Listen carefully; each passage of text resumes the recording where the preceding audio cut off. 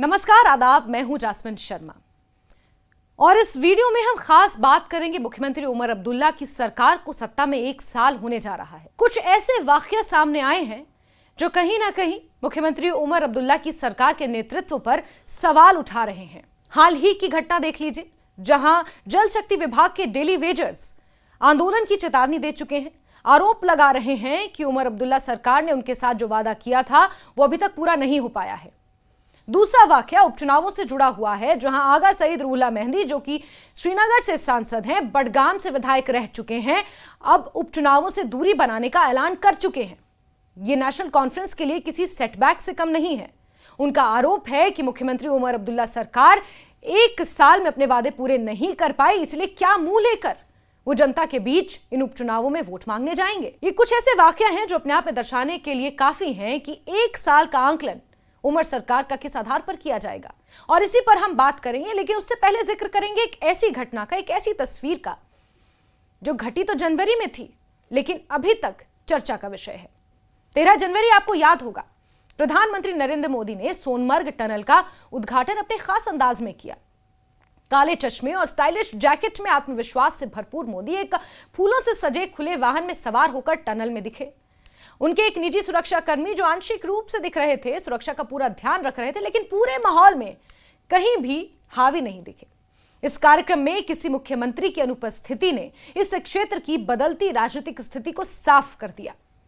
उमर अब्दुल्ला जो वहां मौजूद थे, मोदी की मौजूदगी के सामने पूरी तरह से दबे हुए नजर आए। याद रखिए, मुख्यमंत्री उमर अब्दुल्ला मुख्यमंत्री हैं, नेशनल कॉन्फ्रेंस के एक महत्वपूर्ण नेता हैं।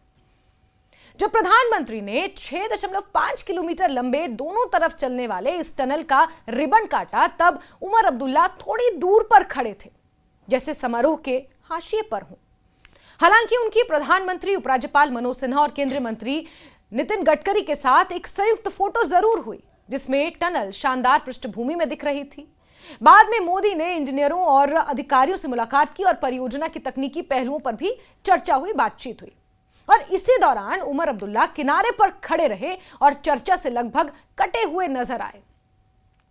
यह आयोजन उस वक्त हुआ जब उमर सरकार को जम्मू कश्मीर में 100 दिन पूरे होने वाले थे, और अब 16 अक्टूबर को सरकार संभालने का 1 साल पूरा हो रहा है। उमर अब्दुल्ला की सरकार पर लोगों की उम्मीदें बहुत ज्यादा थी, लेकिन अब 1 साल पूरा होने के बाद लोग और विपक्ष दोनों उनके प्रदर्शन पर सवाल उठा रहे हैं। बेरोजगारी से निपटना और भर्तियों में तेजी लाना मुख्य एजेंडा था। उमर अब्दुल्ला ने सभी मंत्रियों को विभागीय भर्तियों में तेजी लाने के निर्देश दिए थे। सरकार ने सभी विभागों से विजन डॉक्यूमेंट मंगवाए, जिसमें 100 दिन और 1 साल में पूरा होने वाले कामों की सूची थी, जैसे नई योजनाएं शुरू करना, पुरानी परियोजनाओं को पूरा करना, नीतिगत फैसले लेना। इनमें से कई काम पहले से ही तैयार थे, मतलब लो टांगने वाले फल, जैसे उद्घाटन और शिलान्यास की लंबी सूची। अब जब 1 साल लगभग पूरा हो चुका है तो जनता और विपक्ष ठोस नतीजे मांग रहे हैं। खासतौर पर विपक्ष, वो कहते हैं कि विकास तो एक नियमित प्रक्रिया है। असली बात यह है कि सरकार ने चुनाव में जो वादे किए थे वो कहां तक पहुंचे हैं। मुख्य सुधार, अपने पहले 100 दिनों में उमर अब्दुल्ला की नेशनल कॉन्फ्रेंस सरकार ने कई बड़े कदम उठाए। सबसे बड़ा फैसला था शिक्षा का सत्र बदलना। अब 9वीं कक्षा तक नवंबर-दिसंबर से सत्र शुरू होगा। 10वीं से 12वीं तक के छात्रों के लिए यह बदलाव अगले साल से लागू होगा। यह फैसला उस शैक्षणिक कैलेंडर से अलग है जो 2022 में उपराज्यपाल के शासनकाल में लागू हुआ था, जिसमें सत्र मार्च से शुरू होता था। अब फिर से पारंपरिक शीतकालीन सत्र को बहाल किया गया है।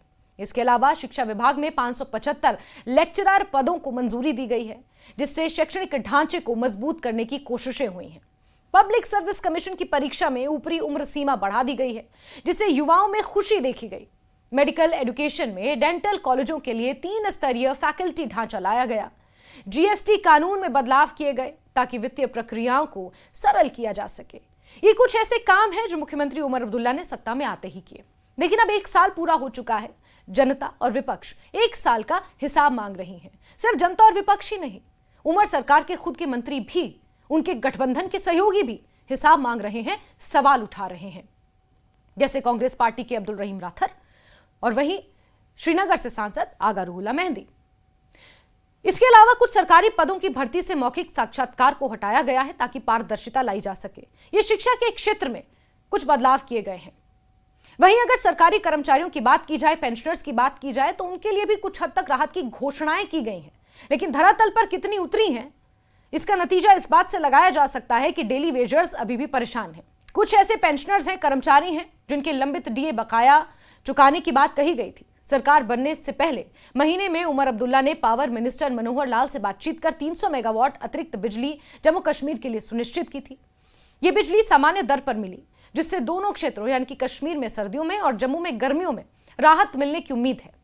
उमर अब्दुल्ला लगातार राज्य का दर्जा बहाल करने की मांग कर रही है और यही कारण है कि बहुत बार अपने ही लीडर्स के निशाने पर भी आ जाती है। उन्होंने जेड मोड़ टनल के उद्घाटन के बाद सार्वजनिक कार्यक्रम में प्रधानमंत्री से अपील की कि जम्मू कश्मीर को फिर से राज्य का दर्जा दिया जाए। अक्टूबर में प्रधानमंत्री, गृह मंत्री, वित्त मंत्री से मुलाकात में उन्होंने राज्य को 6,000 करोड़ रुपए की अतिरिक्त सहायता की मांग भी की। साथ ही पर्यटन, कृषि और बागवानी जैसे क्षेत्रों में निवेश बढ़ाने पर जोर दिया ताकि केंद्र पर निर्भरता कम हो सके। इस वीडियो में हम आपको यह बता रहे हैं कि मुख्यमंत्री जब सत्ता में आए थे तो किस तरह उन्होंने वादे किए थे और उन वादों को पूरा करने के लिए इस 1 साल के टेन्योर के भीतर उन्होंने कौन कौन से काम किए जो उन्होंने घोषणाएं की थी उसके अनुरूप। चुनौतियों की अगर बात की जाए तो सरकार अपनी सबसे कठिन चुनौती का सामना कर रही है, आरक्षण नीति, जिसमें अपने ही लीडर्स के बीच घिरती भी जा रही है। आरक्षण नीति की समीक्षा, नई नीति में 60% से ज्यादा आरक्षण दे दिया गया, जिसे सामान्य श्रेणी के उम्मीदवारों में आक्रोश फैल गया। मुख्यमंत्री निवास के बाहर प्रदर्शन करने लगे और कोर्ट का दरवाजा भी खटखटाया। इस मुद्दे पर नेशनल कॉन्फ्रेंस के अंदर भी मतभेद उभरने लगे। श्रीनगर से नेशनल कॉन्फ्रेंस के सांसद आगा रूहुल्ला मेहंदी ने प्रदर्शनकारियों का समर्थन किया और मुख्यमंत्री निवास के बाहर धरने में शामिल भी हुए। सरकार के कई फैसलों पर पहले से ही आलोचक वो रहे हैं, खासकर अनुच्छेद 370 की बहाली और राज्य का दर्जा। उधर कांग्रेस के साथ सरकार का गठबंधन भी अब खटास में है। राज्यसभा चुनावों के बाद ये खटास और ज्यादा बढ़ गई है, जब चौथी सीट कांग्रेस को ऑफर की गई, लेकिन वो असुरक्षित थी, इसलिए कांग्रेस ने अपना उम्मीदवार नहीं उतारा और बयानबाजियां तेज हो गई हैं। जीए मीर ये कहते हैं कि सभी विधायकों को कॉन्फिडेंस में लेकर उम्मीदवारों का चयन करना चाहिए था। कांग्रेस नेता सरकार की कमियों पर खुलकर अब बोलने लगे हैं। राजनीतिक विश्लेषकों का मानना है कि कांग्रेस को किनारे कर देने की रणनीति बीजेपी को खुश करने के लिए अपनाई गई है। विकार रसूलवानी, पूर्व कांग्रेस अध्यक्ष, ने कहा कि नेशनल कॉन्फ्रेंस को कांग्रेस ने बीजेपी की छवि से बाहर निकालने में मदद की है, लेकिन बदले में कोई सहयोग नहीं मिला। उन्होंने कहा कि नेशनल कॉन्फ्रेंस अब कांग्रेस की योजनाओं को भी प्रधानमंत्री और बीजेपी के नाम पर बेच रही है। उन्होंने सरकार की उपलब्धियों को खोखला बताया। और याद रखिए, ये वही पार्टी के नेता हैं जिनके साथ मिलकर गठबंधन में नेशनल कॉन्फ्रेंस सत्ता में आई है। वहीं पीडीपी के प्रवक्ता मोहित भान ने सरकार को पूर्ण असफल कहा। उन्होंने पूछा कि बाहर की जेलों में रखे गए कश्मीरी कैदियों को वापस लाने पर सरकार चुप क्यों है? बर्खास्त कर्मचारियों की कोई चर्चा क्यों नहीं हो रही? उनका आरोप था कि सरकार की प्राथमिकता केंद्र को खुश करना है, इसीलिए वो बार बार दिल्ली जाते हैं। ये सिर्फ विपक्ष ही नहीं बल्कि धार्मिक नेता भी नाराज हैं। एक प्रमुख शिया धर्मगुरु ने उमर की "आप आए बाहर आई" वाली स्पीच पर तीखी आलोचना की, जो सोशल मीडिया पर खूब चली। लोग अब जवाब मांग रहे हैं। शेख अब्दुल्ला की छुट्टी बहाली, दरबार मूव की वापसी, सालों से अटकी हुई पेमेंट्स का निपटारा और भूमि पर सरकार के लालच का अंत। उमर का फोकस सरकार को चलाने में अधिकार की कमी सबसे बड़ी बाधा है, जो वो खुलकर कई मंचों से कह चुके हैं कि उनके पास पावर नहीं है और इसी बयान पर कई बार घिर भी चुके हैं। हाल ही में leader of opposition Sunil Sharma ने भी प्रेस कॉन्फ्रेंस में उनके ऊपर यह आरोप लगाया था कि वो पावर नहीं होने का रोना रोते रहते हैं। पोस्टिंग जैसे मामूली कामों में भी दिक्कत हो रही है, ये उमर अब्दुल्ला का कहना है। उमर अब्दुल्ला खुद इस दोहरे सिस्टम की आलोचना कर चुके हैं, जिसमें उपराज्यपाल और चुनी हुई सरकार दोनों की भूमिका होती है। उनका पूरा ध्यान इस समय राज्य का दर्जा बहाल करवाने पर है। वो इस पर शांत लेकिन सख्त अभियान चला रहे हैं और खबरें हैं कि कुछ हलचल चल रही है। हालांकि जानकार मानते हैं कि राज्य का दर्जा अभी दूर की कौड़ी है। सुप्रीम कोर्ट में सुनवाइयां हो रही हैं, लेकिन अगर इससे सरकार को कुछ अधिकार मिले तो उमर की सरकार और सक्रिय हो सकती है। लेकिन राजनीति में मुफ्त कुछ नहीं होता। अगर कोई लेन देन की बात है तो देखना होगा कि अधिकार पाने की ये कोशिश जम्मू कश्मीर की पहले से जटिल राजनीति को कैसे प्रभावित करती है।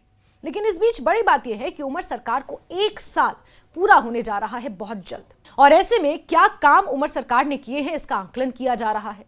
जनता सवाल पूछ रही है, कुछ नाराजगियां भी हैं, विपक्ष तो सवाल उठा ही रहा है।